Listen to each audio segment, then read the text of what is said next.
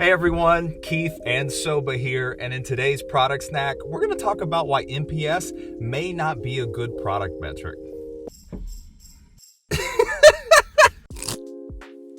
It seems like every day I have another conversation with a product leader who's ultimately held accountable for his or her company's Net Promoter Score.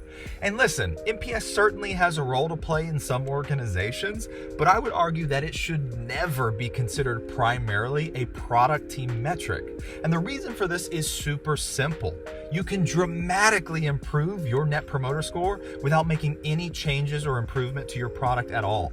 Think about it. If I called every one of Parlor's customers and told them I was going to start charging them half of what I've been charging them for their annual subscription, my Net Promoter Score would shoot through the roof.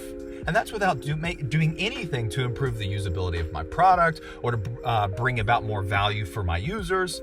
Why then do we hold one team accountable for a metric which is ultimately determined based off of an aggregate of interactions that our customers have with our companies? For this reason, then, I think it's much more important to focus on product metrics that the product team is actually capable of influencing or impacting solely based off their own efforts. And I can talk about those in future videos if you want me to jump into it. Hopefully this was somewhat interesting. If you ever want me to cover anything else in these product snacks, let me know and I'd be happy to do that. Until then, thanks again. Talk to you soon.